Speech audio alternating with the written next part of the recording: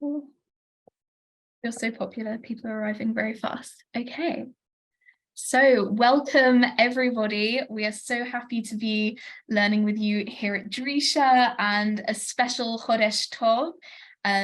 It happens to be Women's History Month, which is a very exciting time to be starting this new class. Listen, dear esteemed pious women, with Rabbanit Leah Sarna. Just some quick Zoom things before we start on this very exciting class. As you join the Zoom, I will invite you to become a panelist. That just means you can turn on your video and we can all see each other if you wish to. Of course, you can keep it shut if you like. And it means that you'll be able to unmute yourself and speak when Rabbanit Sarna invites questions and comments. When you're not speaking, we just ask you to keep yourself on mute so that we can all hear each other and there's not too much background noise. You can put your comments and your questions in the chat as well. And if you're following us on Facebook Live, then you can put it in the Facebook comments and I will bring it to the Zoom. And with that, let's start with a little introduction. Who has ever heard of or seen such a novelty? Has it ever happened in countless years that a woman has written something of her own accord?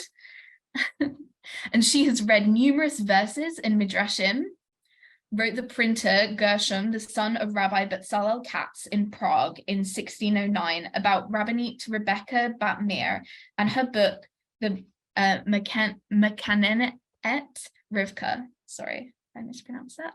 Join Rabbanit Leah Sarna for an exploration of what might be the first printed sefer authored by a Jewish woman. The book is originally in Yiddish, but this class will be working out of a 2008 English translation by Dr. Frauke von Rohden. Rabbanit Leah Sarna is holding it up right now for us. Scans will be provided. I'm going to put out the links to all the sources you need if you haven't got them up yet in a second, entitled Meneket Rivkah, a manual of wisdom and piety for Jewish women. Rabbanit Leah Sarna is our Director of Teen Programs and Faculty here at Drisha. She previously served as Director of Religious Engagement at Anshe Shalom B'nai Yisrael congregation in Chicago, a leading urban Orthodox congregation.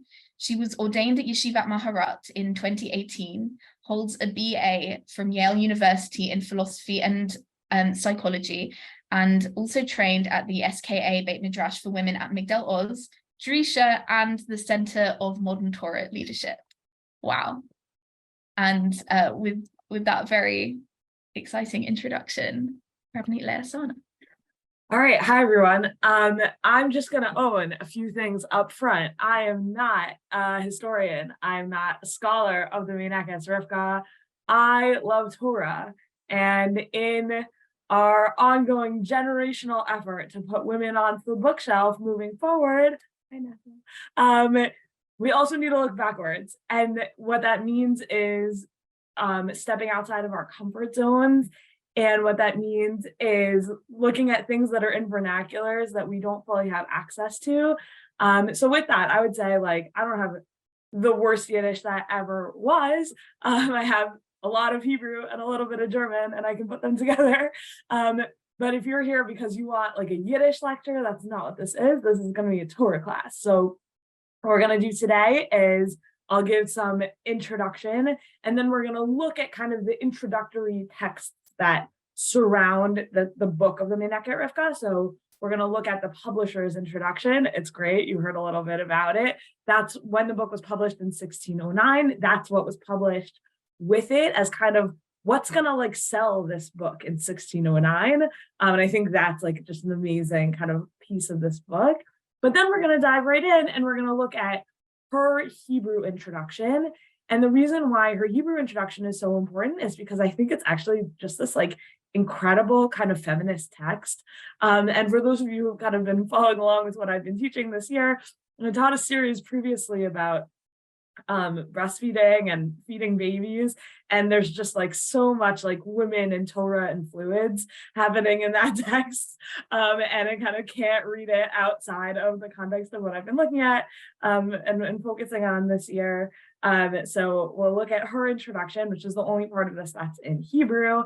And then we're going to look at the opening of the book itself, and that's what we'll do tonight. And then the next two parts of this series, so next week and the week after, we're going to be really like sitting in her book. So next week will be more in the first chapter, which is just like Musar for women in general, and we'll read kind of the opening of that this week, but we'll dive more into that after that. And then the third week, we'll look at some of the other, or bits and pieces of some of the other chapters in the book. We're not going to get through all of it, but definitely, hopefully this will open up a door for maybe a suggestion of like how to approach this book, how to read it, how to study it, and how to like make Torah out of it and find meaning in it.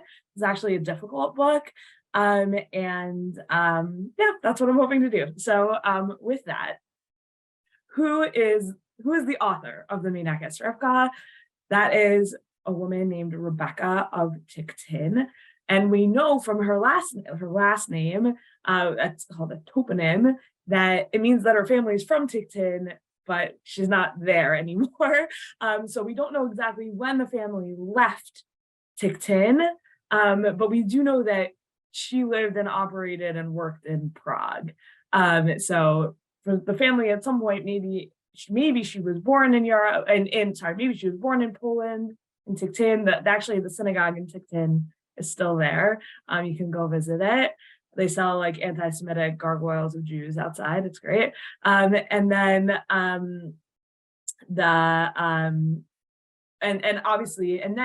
she lived in Prague, and you can obviously go there and see the Alt Neuschel, and you can imagine her in the Alt Neuschel, and we'll talk about that a little bit. We'll talk about that a little bit more. So her father was Rabbi Meir of Tiktin, it's pretty clear that her education came from him, just from the way that she talks about him. Also, like that's where women who were as educated as clearly she is, that's where they got their education from. We don't think he was any kind of like fancy community rabbi or anything kind of that level. But we do think he was learned and was able to then like teach his children, probably her included. Rebecca of Tiktin died in 1605 in Prague, and there are descriptions of her death as being at an old age. We have her tombstone, and so presumably she was born like the first half of the 16th century at some point, so like the early 1500s. There's a lot of writing about her, including on her tombstone, actually, that she taught not just in Prague, but in kind of surrounding areas. And we don't know how far that was, but the book thanks a benefactor who's from Poznan.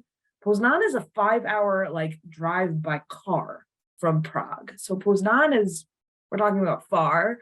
And the book wasn't published that long after her death. Like she dies in 1605, and then the book is published in 1609. So maybe she traveled even that far. It's kind of hard to say. And Prague in her time was the second largest Jewish population in Europe.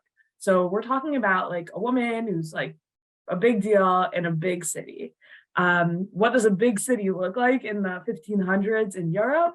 We're talking about a city with a population of about 16,000 total, and then a Jewish population of about 3,000. So now it's like, if we think about it in terms of like America, places with Jewish populations of 3,000, that's like nothing. But if you think about it percentage-wise, where that's 8% of the population of Prague, you're actually getting close to New York City, where New York City is like 9% Jewish or something like that. So that's kind of the way to imagine Prague at her time. It's actually like a very like kind of heavily Jewish metropolitan area. And then it has its Rabbanit, it's Rabbanit Darshanit, Rebecca of Tiktin. And the other thing is that her husband gets referred to as like Rav sometimes, but we know who the important rabbis and teachers were of her generation. She lived and operated at the same time and at the same place as the Maharal. Maybe she's the golem. So just kind of for context, like we know things about Prague in her age, and we don't even know her husband's full name. We know that Bezalel he sponsored like an entry into the Altneu Yizkor book after she died, and like the second half of his name is wiped out. So we know his first name was Bezalel and his last name is something. Maybe it's Baruch, maybe it's Chanuch, it's like something in there. But we don't know anything about her husband. That makes us think that she actually earned the title Rabbanit from her own scholarship. Like as an aside, whenever people ask me like, why don't you go by rabbi? Why do you go by Rabbanit? I always say like, I have 4 mothers and she's definitely the first one on the list as a woman who really earned the title Rabbanit by her own scholarship. And that's part of why I'm so like drawn to this text and to her as a figure. So what were like the Jewish ritual sort of jobs for women? We don't think that women were really like paid for any of their ritual or religious teaching or activities at that time. But all over Europe, we have descriptions here, there on tombstones and in synagogue records of women who played basically like a chazani role. They were called in Europe Verzogerin. And what they did is they led women's prayers. So once you start having women's sections in synagogues, then the question is like, what happens there? And if you've ever been to the Altneu Shul or actually to the synagogue in Tikhtin, you start to see that the women's section, it's not like, oh, it's one big room with a divider, or it's a big room with women up on a balcony. It's a completely different space. And there's like kind of windows in between a little bit, like slots. And what that means when you go to the Altneu Shul, if you're imagining that shul for them, for women, felt like shul for us feels today, where what you're trying to do is to participate in the tefillah that's happening in the men's section, then you go to the Altneu Shul and you're like, how is it even possible? Like, how could they even hear through this wall? But that's not what you're supposed to imagine. What you're supposed to imagine is that on the other side of that wall, there was a robust women's tefillah being led by Rabbanit Rebecca. And that actually they were davening on their own when the Kriyat Torah was happening by men. The Verzogerin was telling them, here's what's happening in the Torah this week. Let me say it over homiletically. So not only am I telling you what's in the Torah, but I'm going to tell you what the lesson is from it. I'm giving basically a drasha during the Torah reading. This is where Trina's literature starts to come out.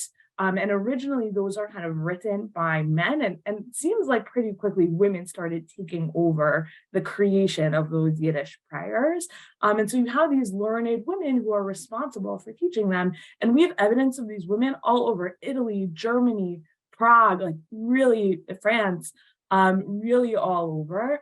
And our sense is that that's what she was doing as well. And the women's section of the Altneu Shul was constructed actually like probably pretty close to her death. So she died in 1605. That women's section was constructed in 1598. So then the question is like, what was happening until then? And scholars think maybe actually like instead of going to shul, women were having women's tefillah groups like in private houses maybe, and that she was leading services and preaching there. Certainly we know that for a long time she was traveling around and preaching in all these places, and so the question is kind of where and who was organizing it. But we know that private gatherings for prayer and study were quite common, particularly in Prague at that time. The Maharal really believed that men should be learning Mishnah, and actually like pretty soon after her death, it became mandatory for men in Prague to participate in these like little Mishnah study groups. So you can imagine that that was like a piece of the culture that people just gathered to learn and all kinds of things, so that she would then have been part of that. So I mentioned that she passed away in 1605. The book was first printed in 1609. But when you read the book is very tightly constructed. So the book is self-referential, which means it wasn't just like things that she wrote and then other people put them, like stapled it together into a book. The book is pretty clearly like intentionally organized, which means like she prepared it for publication and it just didn't come out until she died. I'll point out places where that kind of becomes clear, and I'll show you that. I wanted to, Lily Naz is going to put into the chat some source sheets. There's going to be 3 different documents. So one of them is going to be our documents of primary sources. That's what I want you to open when you get it right now. One is going to be a document of reference texts, and I'll tell you when you need to open that, not yet. And the third one, you don't really need at all, but I just felt like, what a shame if I don't like give you a scan from the actual book. And I gave you both the English that we'll be looking at and the Yiddish that we'll be looking at when we actually get to that first chapter. So you'll have all of that. So when you open the primary sources one, and I just gave you this, not in a scan, I typed it out for you. So this is the introduction of the publisher. I just want to read it to you because or with you, because I think like the way that this book is being marketed is like fascinating and tells you so much about the way this woman, again, she's dead by the time this piece is being written. Like, how is she being remembered? What are people saying about this book? And what does that then tell us about the genre of this book and like what our approach as students of this book ought to be? Okay. So listen, dear esteemed Pious, so the word for Pious is a familiar one, from women. Take a look at this Yiddish book and read it. And he's going to tell you what the publisher thinks the purpose of the book is, so that one shall place one's trust in God the Almighty and in all one's deeds rely on him. So the point of this book is almost like to encourage your emunah and to be inspiring. So we'll see that kind of play out in the book. Because, right, and you wouldn't, if you thought like, oh, it's a book of Musar, it's a book of ethics, then maybe it would be more a book about like how you're supposed to behave in the world. And there would be like, I don't know, like be nice to other people. And there is some sorts of things in that direction, certainly. But there's a lot of God in this book too. Okay. So then they say, and then he tells us a little bit about who she is. So because you have known the respected woman who conceived and wrote this book, right? So she's known, she's dead, but everyone knows about her.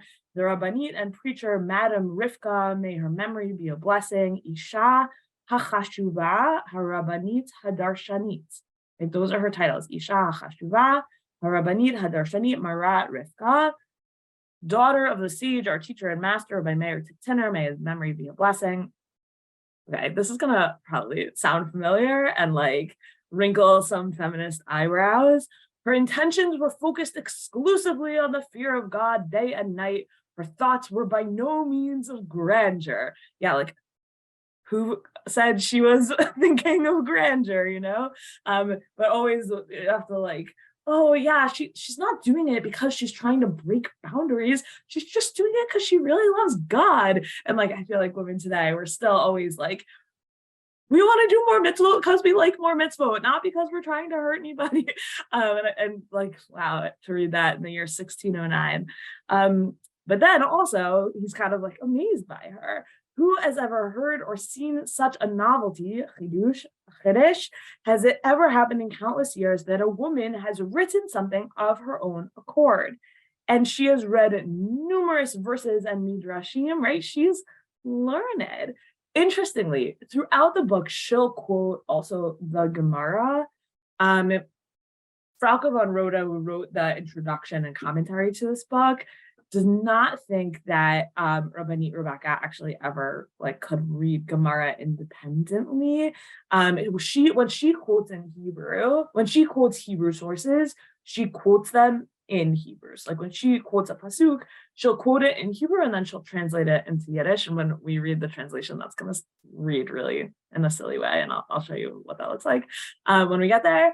But when she quotes the Gemara, she never actually like quotes it in Aramaic. And like some huge percentage of the time, like most of the time when she quotes the Gemara, that Gemara is not found in the Bavli or the Yerushalmi. So we don't think she actually like had access to Talmud education, but she did have pretty wide access, and we'll see really the depth of it to midrash and certainly to Tanakh. Okay. So then the author, the publisher says, I let it, I permit it, therefore to be printed, so that every woman who wishes to read it can buy and possess a copy. She named the book Meneket Rivkah to be a commemoration for herself. Funny, right? Because she didn't write it for grandeur, but she named it for herself to be a commemoration for herself and in honor of all women. It shows that a woman can also compose words of ethical instruction and good biblical interpretations, as well as many men. So here I gave you the Yiddish, and here does ein Isha oich kan mechaber sein divrei Musar und gute Pshatim, azovel as manche anashim. Right? A woman also can mechaber sein, can author many words of ethical instruction and good pshatim, good interpretations of psukim, and we're going to see that she offers original interpretations. It's not just Rashi, Midrash, okay? It's Rashi, Midrash, and now here's what I think. And we're going to see that tonight. So really, they sell it as she offers good pshatim, and she does.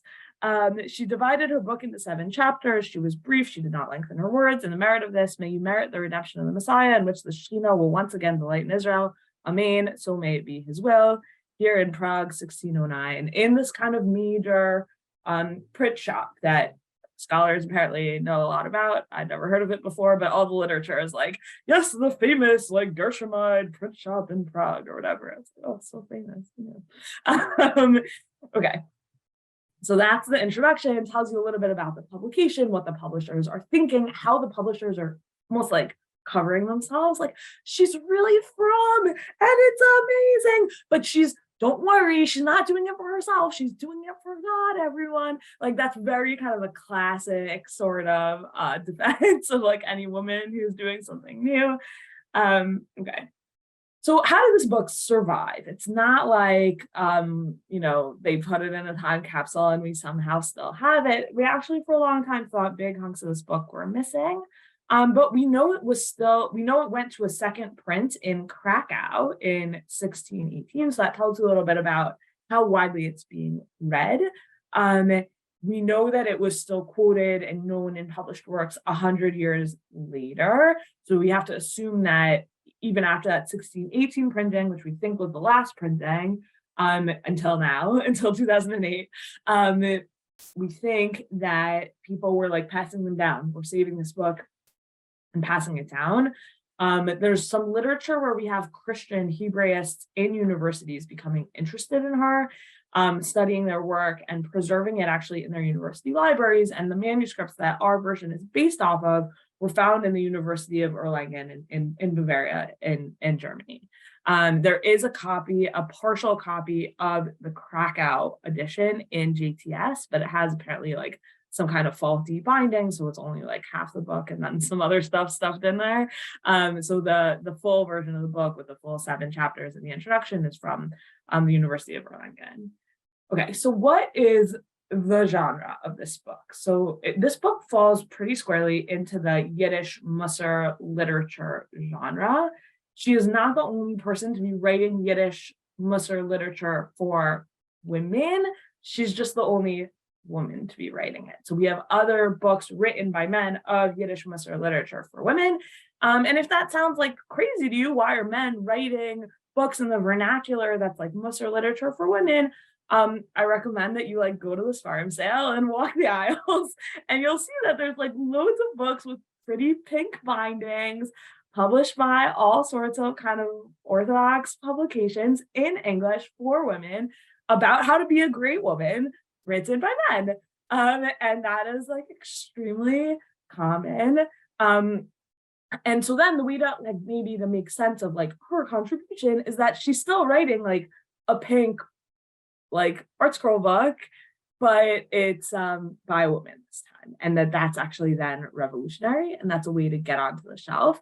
And that if she had written, let's say she's capable of writing a book that, a commentary on the Torah that would have been, I don't know, like put on the shelf next to the stuff that the Maharal was writing, or like the Kliyakar who's right after her, like who would have read that?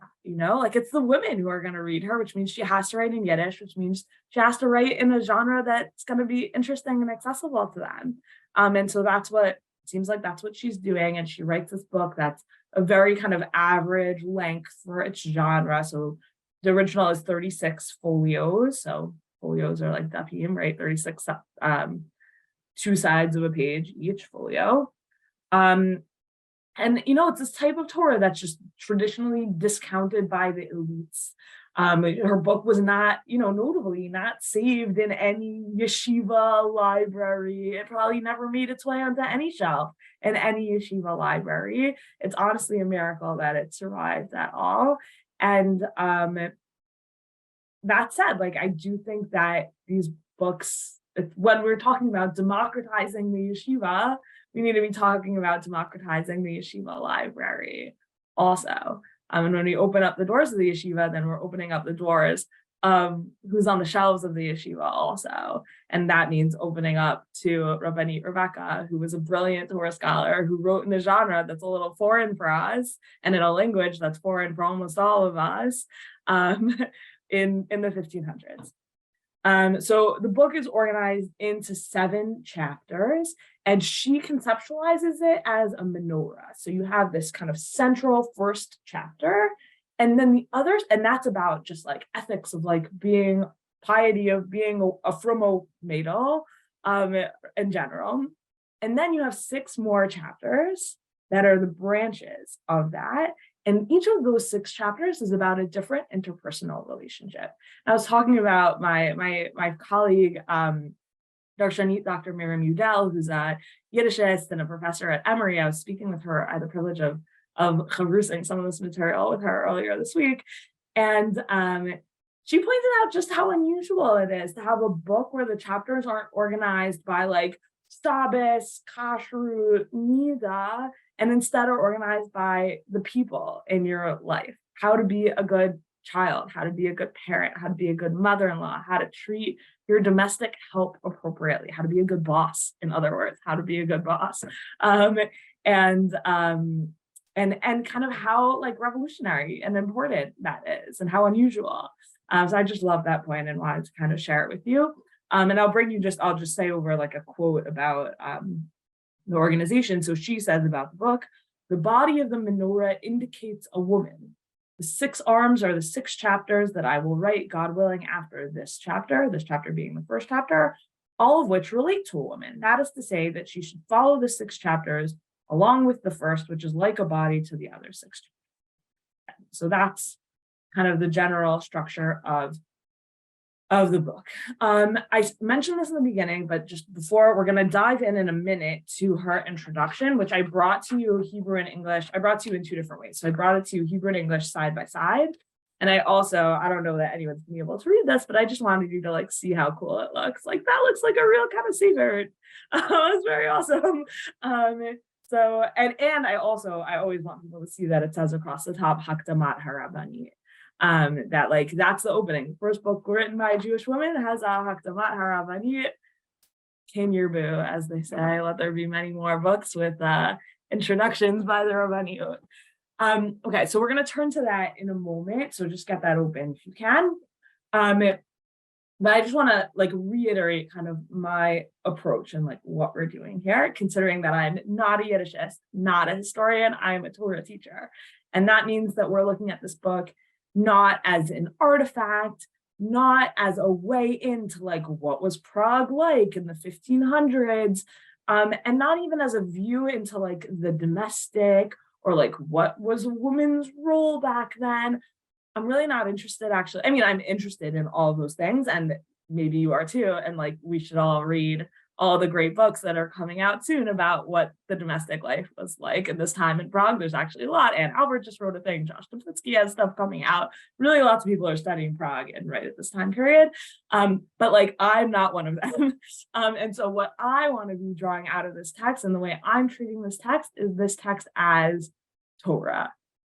This text as this is a Rabbanit Rebecca is a Torah teacher who is trying to teach us how to be better servants of God, how to be better Jews, how to be better people in this world in all of our relationships. She's doing that in this kind of heavily homiletic, drasha-y way that we have to learn how to read. And so the same way that if we were reading a Gemara, I might point out vocabulary notes or like, oh, in order to understand what's happening here, we have to look up the psukim that they're talking about. That's the sort of thing I'm interested in, like the interpretive moves that she makes and the lessons that she's trying to bring, because that's how you learn Torah.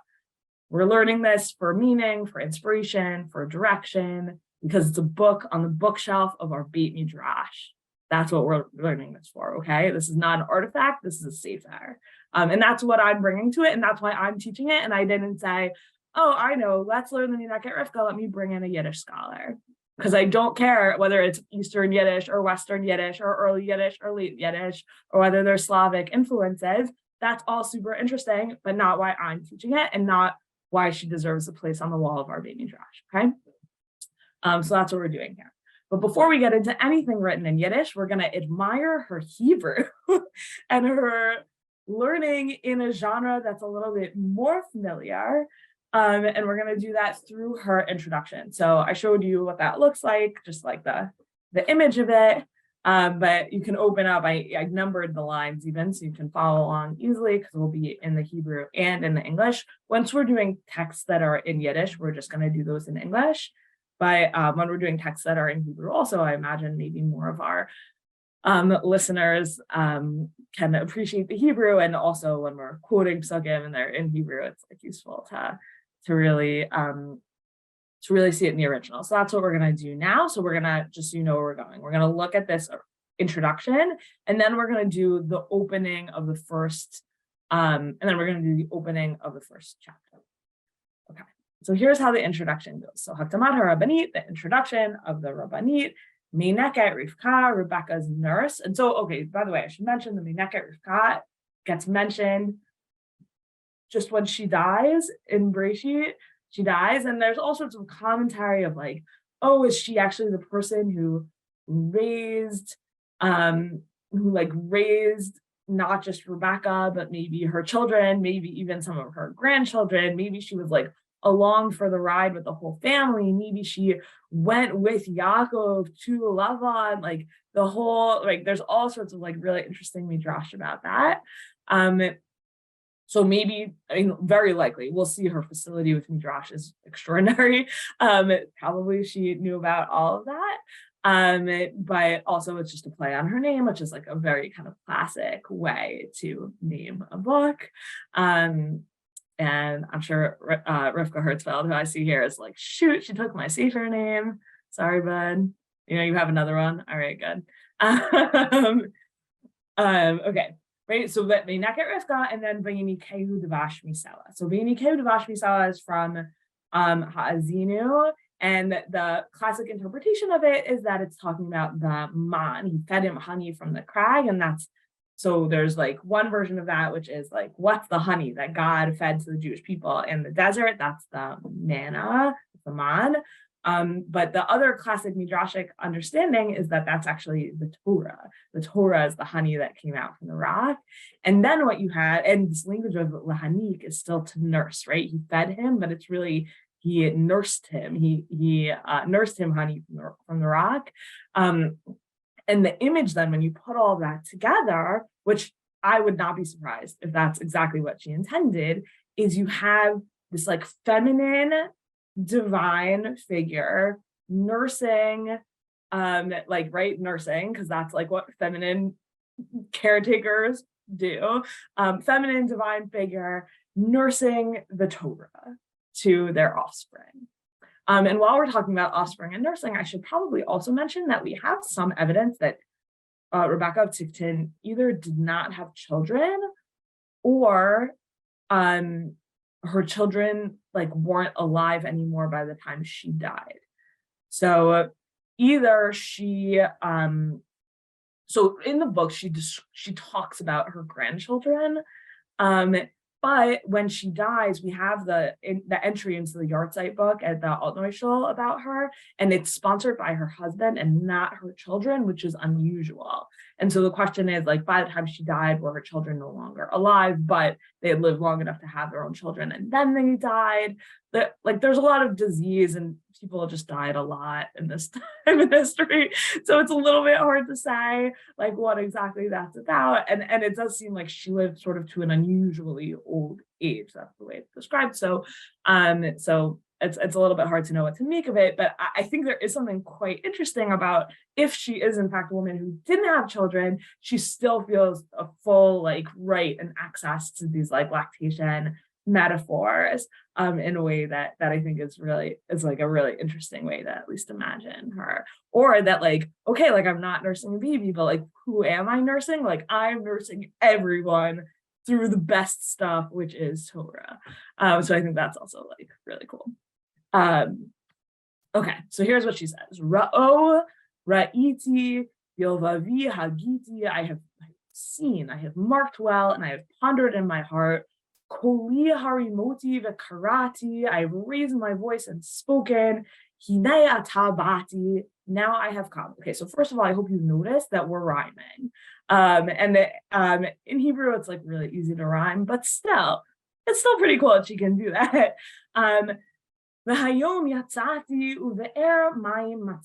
Today I have gone out, I have found a well of water, and I have rolled the large stone from the well. Okay, who else rolls stones from wells? Let me tell you, those people are not women. They're men, and they are men rolling stones for women. So you have Abraham's servant who he sends to go find Rebecca.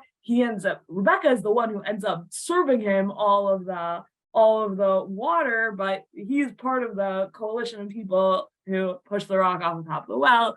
Jacob does the rock for himself. Moshe does the rock for Tzipporah, or Jacob for his future wife, and Moshe for Tzipporah.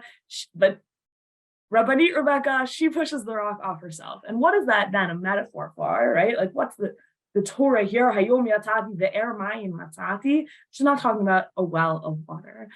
Clearly the well is Torah, and clearly she's talking about her hishtadlus, her hard work of uncovering that well, that actually access to Torah is hard, and access to Torah for anyone is hard, right? Because typically that rolling off of the stone is done by men.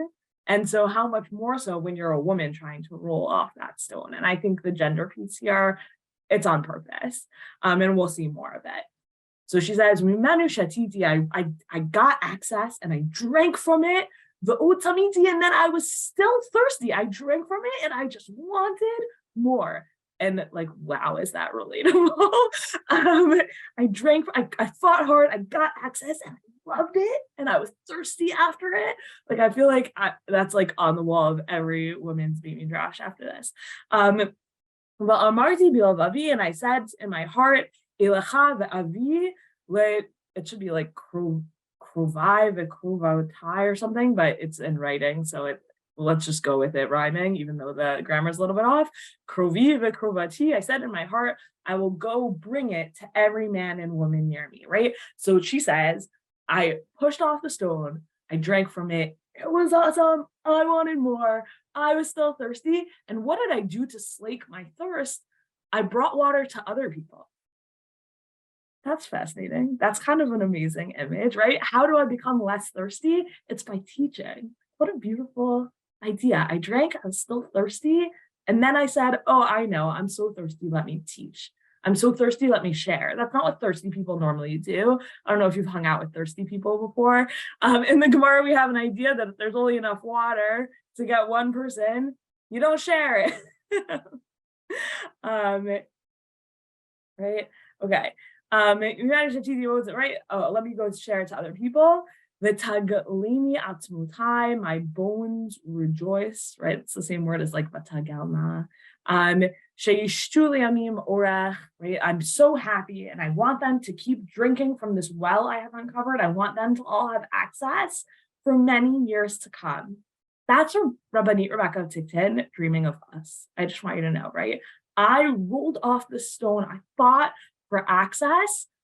I was so thirsty that I started teaching it to other people. And I want that to last for a really long time. What do I want? They should drink for many long years. In order to fulfill what is said, drink water from your own cistern. So here you have this image. I was so thirsty that I taught it to other people. That what happens when you teach Torah to other people?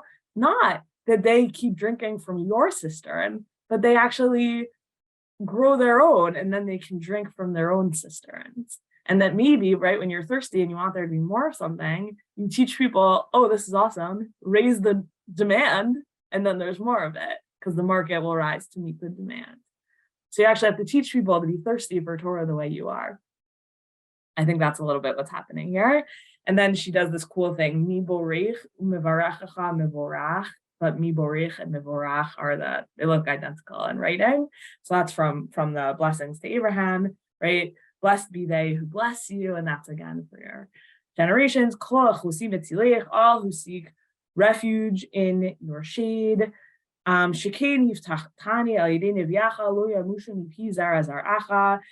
which you have promised me through your prophets. Oh, by the way, we changed the rhyme changed to echa, if you were noticing. That which you have promised me through your prophets shall not be absent, the Torah shall not be absent from the mouth of your children's children, right? I'm imagining these future generations who are all going to be not just drinking the water that I've uncovered, but building their own cisterns. V'gam ani, and here's where we see her doing this like feminist inversions. Ani amitacha bat avadacha, right? The pasuk in Tehillim is ani avdacha ben amatacha, and here she is the flip. I'm a servant, the son of your handmaiden. No, I'm the handmaiden, the son of your servant, and I'll switch psukim to make it work. So next time you're singing the song, you have great precedent. 500 years of precedent for flipping the words around. And then she says, I'm your handmaid, daughter of your servant. Spread your wings over me. Here it says that the Sam Spinner translation here is, you have spread your wings over me. But when I was talking about this with Darshanit Dr. Udell, she suggested a read of a prayer. Spread your wings over me. You should spread your wings over me. And Darshanit Udell's read of it was, give me cover. I need cover, like protect me. Because this endeavor, it's a recognition that what she's doing is a little bit dangerous, the same way that the publisher had a recognition that what he was doing was a little bit dangerous also. So right, give me, and so that I will not, and here's the other thing, right? What's the project? For me to not be ashamed in your precepts, right? There's a piece of this where she's like defending God and Torah. We're going to see it more in a second. And that's part of the project of like, she said, like, the Torah is amazing. I want to spread it to other people. I'm thirsty. And she has to like make other people thirsty. And she doesn't want, like, if she doesn't succeed in making other people thirsty, then she's embarrassed by how much she loves the Torah. She says, I don't want to be embarrassed by how much I love the Torah. I got to make other people love the Torah too. And that's what I'm doing by teaching, is building cisterns, like making other people thirsty, so thirsty that they're going to want to dig a hole inside of themselves and fill that hole with Torah. That's what she's imagining here. And she's like, your steadfast love is great toward me, enabling the fulfillment of your words. And then we have this maybe like another pivot. I will follow after you. I will confirm your words that are written in the Torah. Every goodness that has come to me, it's all from you. And you're pull me after you, you are pulling me after you.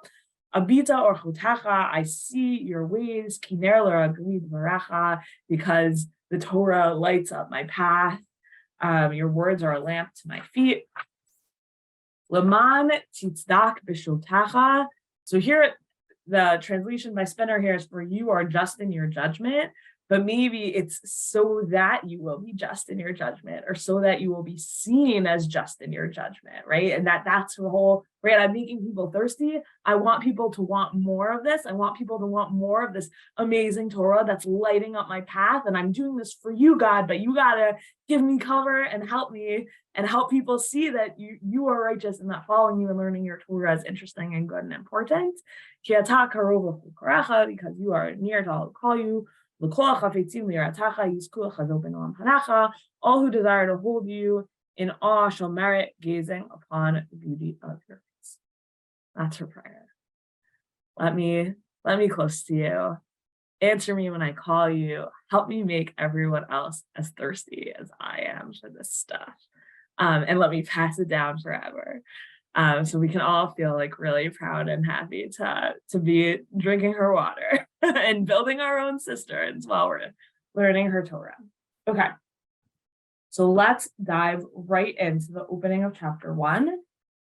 You're gonna now need both source sheets. So you're gonna need that primary source sheet with my wonky scans on it. And then this is like literally 5 pages of the stuff that she's quoting in like 1 page here. So just so you like start to get to realize like how dense what's going on here is, because I think, okay, here's confession time. Whenever I told people I was teaching this class, they were all like, you're crazy. That book is so boring and I can't connect to it. And I would say that like, I hope now I've like turned you on to her a little bit so I can like confess to that. And I would say a few things. One is that a lot of the stuff in our library is boring. And if you find her boring, like that's okay. And you should still learn it. And like, that's fine. That's one thing, right? No, everyone says, oh, I'm bored. And it's like, well, Yom Kippur is still going on. So like, learn how to love it. Not that I think Yom Kippur is boring. Sit next to me on Yom Kippur, you'll have the time of your life. But I would say that like, you know, I've met many 11-year-olds who feel that way. Some boring things, in my opinion, just take work to learn how to love. And I think the way to learn how to love them is by digging into them, because these texts are actually like, they're more deep than they are broad.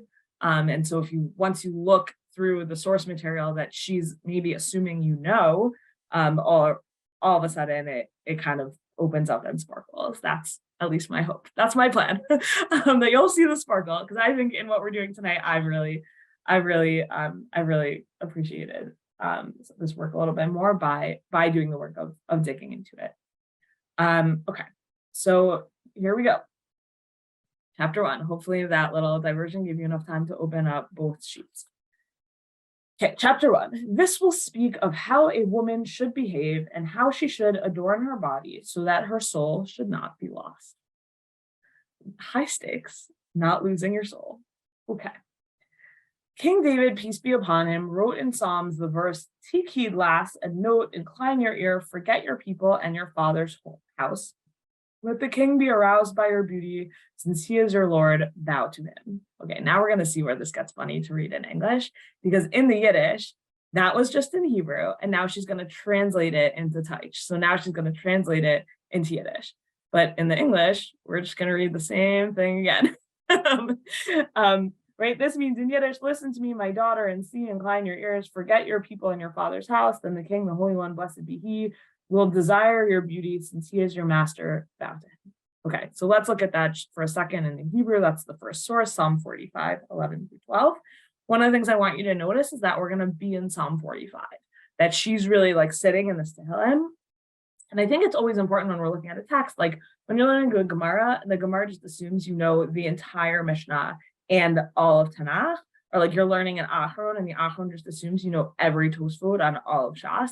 Like it's always good to know when you're reading something, like what do they assume you know? And I think she assumes that her readers know Tehillim really well. And that's actually, I think, part of what makes it hard to appreciate this text as like someone today, is that like my facility with like the Mishnah is much higher than my facility with Tehillim. And so when someone quotes Tehillim, I don't have like the rest of that parak of Tehillim playing in my head unless it's like something that appears in davening, and this one doesn't. But I think for her listeners, right, this book is homiletical. There's strong chance that this was given orally, the same way that like Rav Hutner's writings, like when we have them now, they were originally given orally, and then she edited it into a book. Like you can, like I think you're supposed to imagine that like her readers originally, like they just like really knew these Tehillim, and I don't think that's like a crazy thing to imagine.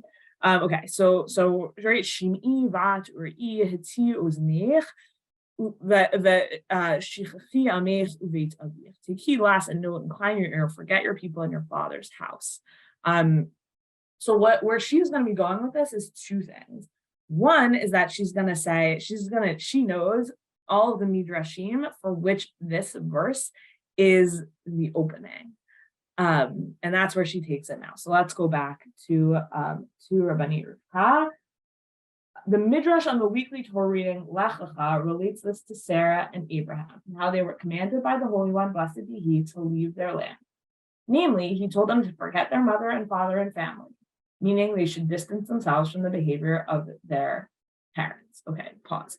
So let's take a look at that midrash. I brought you two different midrashim from Lech Lecha, both of which involve this pasuk. So she knows that this pasuk is like this jumping off point for all of these like pre-Lech Lecha midrashim, right? Lech Lecha begins with God says to Abraham, go out.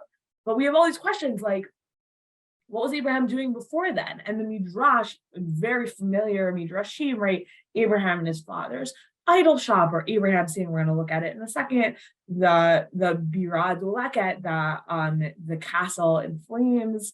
If anyone is not familiar with like Rabbi Sax's writing about the palace in flames, it's a classic, it's really beautiful.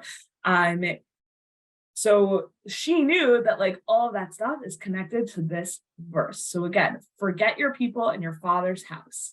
Like, what does that sound like if you're reading this to him? Forget your people and your father's house. Right? Go forth, Hashem says to Abraham, but here it's to a woman. So if you want Abraham feminized, you're in this verse in Tehillim. So already, right, just taking this verse and starting her book out with this, what she's saying to her reader, you are Abraham. You're Abraham, okay? And Abraham had to leave his parents' house, and there's actually something very feminine about that, right? Because women in her day and age leave their, and in the Mishnah and in the Gemara and basically in every time until now, right? Leave their parents' homes and go move into their husband's family's homes. And who does that? Abraham does that, she says. Okay. So oh wow, I'm just looking at the time. Okay, so just look quickly at the Breshit Rabbah, right? It starts out with the pasuk and Lech Lecha vayomer Hashem Abraham lech lecha me'artzecha. Rabbi Yitzchak patach shim'i vat uri huti uznech v'shechachi amech uveit avich. Right? Lech lecha me'artzecha, and then this amazing midrash immediately feminizes it with this pasuk in Tehillim, which is just like an incredible shift. And then from there, Amar Rabbi Yitzchak, Mashal echad shaya over makom makom ra'a bira echad duleket. It's compared to a man who's traveling from place to place, sees a castle aglow. He says, "It's possible this castle lacks a person to look after it." The owner of the castle looked at him and said to him, "I am the master of the castle." What happened with Abraham, our father, is similar. He said, "Is it possible that the universe lacks a person to look after it?" There's like nothing about this midrash that is not the most relatable midrash in the whole world. And the Holy One looked at him and said to him, "I am the master of the universe."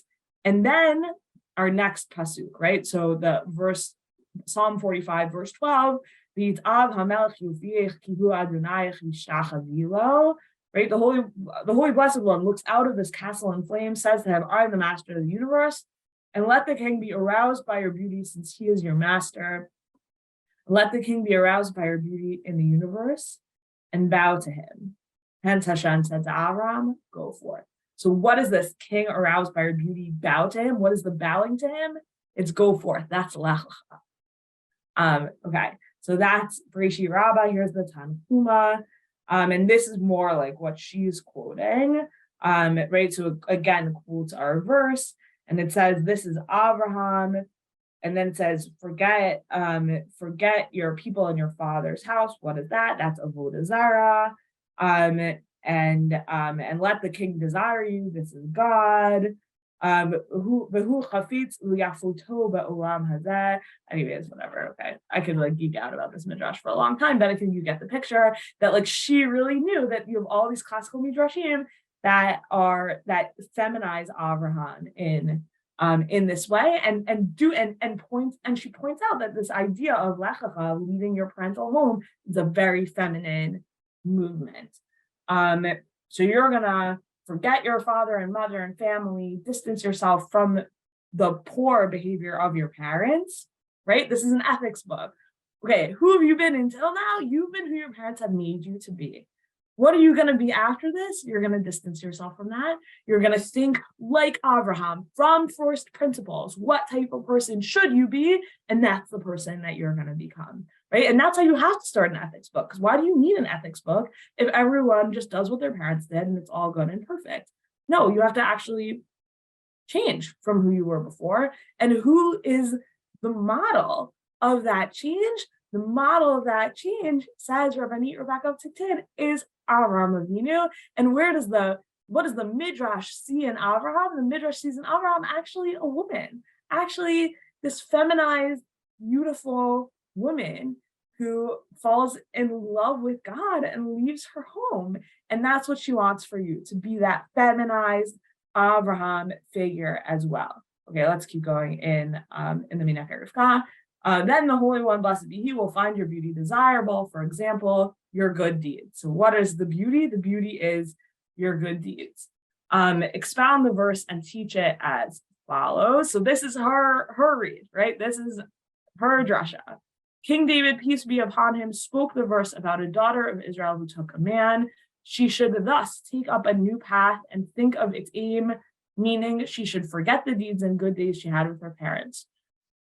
For we perceive every day that due to the strength of love, a father and a mother defend their child, even when it behaves poorly. As the verse says, love covers all faults. And I brought you that from Mishlei, the whole B'Sha'im Techasa Ahava, that's Proverbs 10:12. About this, the Psalm says that she should forget her errors and should take up good deeds, right? So what she's saying, parents spoil their children. You, my dear pious woman, were spoiled by your parents. They didn't sufficiently instruct you. You need further instruction. And that is the point of my book. Okay. I think actually we're going to stop here because otherwise we're going to fall down into a hinach rayati, hinach yafai yunim rabbit hole. And I think what I just want to show you is that we're going to pick up with, okay, I'm not going to come back. We're going to start with, no, we can start with this next time actually, because it'll set up where we're going. Is she has this concept of chokhmat neshama and chokhmat haguf, like wisdom of the body and wisdom of the soul, that she's about to start setting up through these psukim and Shir HaShirim. And then she's going to come back to Psalm 45 in there in some really like cool, interesting ways. And that's going to set up this idea, this like twofold chokhmat neshama, chokhmat haguf, that is what we're going to look at next week. So we are actually we're gonna come back to the Song of Songs stuff next week. So thank you all so much for joining for this week. I can stick around for just like a few minutes and take questions. And I hope you're like already getting excited about how cool she is, because I think she's so cool. Yeah, I think I'm just trying to see if there's anything in the chat or if people want to just type up if they have any questions so far. Rivkah, are you raising your hand? I am raising my hand. Great to see you. So I just want to know what you think of the part in Tehillim that says Mitukim midvash v'nofet sufim, and if you connect that at all to the Meneket Rivkah and the dvash part that we spoke about tonight. Totally. So she doesn't quote it, but I think that's great also because that's another time where you have dvash as Torah. Yeah. So I think that's really great. Okay. Tashana, she died in 1605 and the book comes out in 1609. That's when she died. Yeah, Rivkah, I think that's like a great read, and I'm sure she knew it also. Yeah. Okay.